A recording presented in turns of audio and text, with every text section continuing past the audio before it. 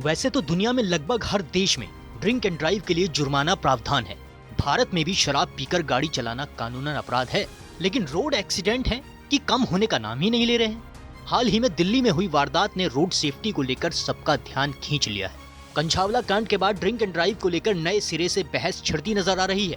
मंथन चल रहा है कि क्या इंडियन मोटर व्हीकल एक्ट में किया गया संशोधन ड्रिंक एंड ड्राइव के मामलों को रोकने में सक्षम है या नहीं।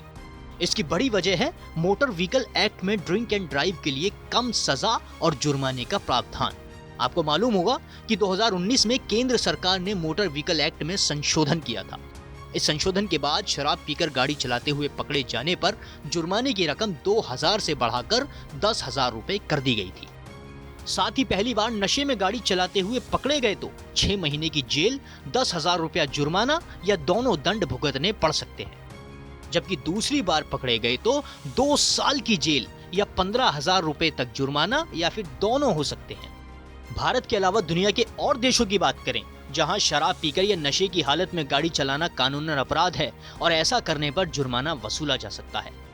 यूनाइटेड किंगडम यानी मोटे तौर पर ब्रिटेन की बात करें तो यहाँ जुर्माने की रकम तय नहीं है। सुनवाई के बाद जज अपराधी से कितना भी जुर्माना वसूल सकते हैं। इसके अलावा 6 महीने की सजा और 1 साल तक ड्राइविंग लाइसेंस बैन किया जा सकता है। अगर अमेरिका की बात करें तो यहाँ पहली बार पकड़े जाने पर 6 महीने की जेल, $1,000 का फाइन और 6 महीने तक ड्राइविंग लाइसेंस रद्द किया जा सकता है। जबकि दूसरी बार पकड़े जाने पर 1 साल की जेल, $2,500 से $5,000 तक जुर्माना और 1 साल तक ड्राइविंग लाइसेंस बैन किया जा सकता है।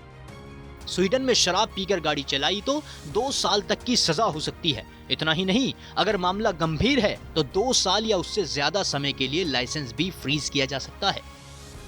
अगर ऑस्ट्रेलिया में शराब पीकर गाड़ी चलाते हुए पकड़े गए तो पहली बार 3 महीने तक ड्राइविंग पर बैन लगाया जा सकता है। इसके अलावा $587 फाइन लगाया जा सकता है। जबकि दूसरी बार पकड़े जाने पर 1 साल तक ब्रीथ एनालाइजर सिस्टम कार में लगाना होगा। साथ ही ड्राइविंग पर बैन और फाइन भी भरना पड़ सकता है। इन देशों के अलावा कई और देश हैं जहां इससे भी सख्त कानून हैं, लेकिन इसके बावजूद भी ड्रिंक एंड ड्राइव के मामले सामने आते हैं।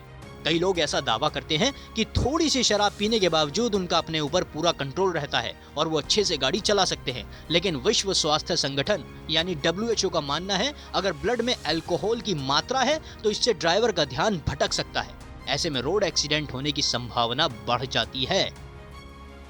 इस खबर पर आप भी हमारे साथ अपनी राय जरूर साझा करें। बाकी देश और दुनिया की तमाम बड़ी खबरों के लिए देखते रहें TV9 डिजिटल।